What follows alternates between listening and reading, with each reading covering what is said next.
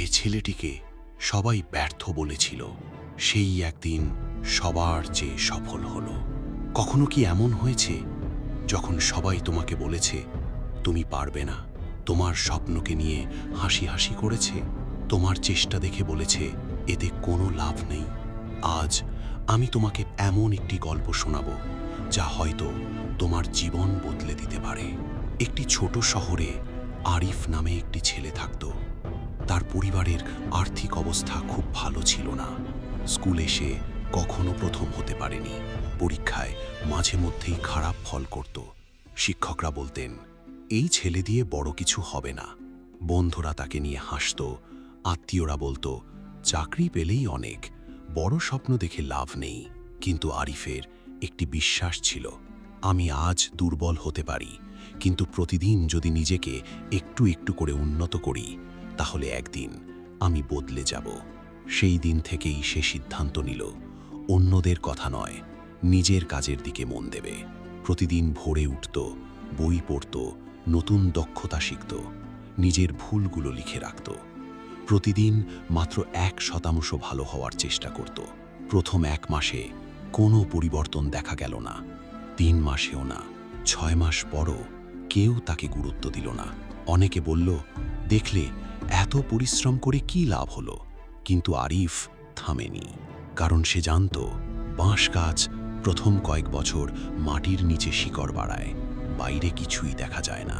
কিন্তু যখন সময় আসে তখন অল্প সময়েই অনেক উঁচু হয়ে যায়। একদিন সেই সুযোগ এলো। একটি বড় কোম্পানি নতুন কর্মী নিচ্ছিল। হাজার হাজার মানুষ আবেদন করেছিল, আরিফও আবেদন করল। ইন্টারভিউতে তাকে এমন প্রশ্ন করা হলো যেগুলোর উত্তর অনেকেই দিতে পারেনি, কিন্তু বছরের পর বছর শেখার অভ্যাস তাকে প্রস্তুত করেছিল। সে চাকরি পেল। কয়েক বছর পর নিজের ব্যবসাও শুরু করল। যারা একসময় বলেছিল তুমি পারবে না, তারাই একদিন তার সফলতার গল্প অন্যদের বলতে শুরু করল।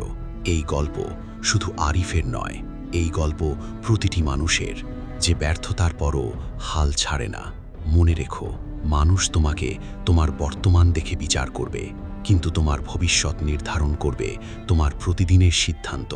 তাই যদি সবাই তোমাকে অবহেলা করে তবুও কাজ করে যাও, যদি ফল না পাও তবুও শিখতে থাকো, যদি ব্যর্থ হও তবুও আবার শুরু করো।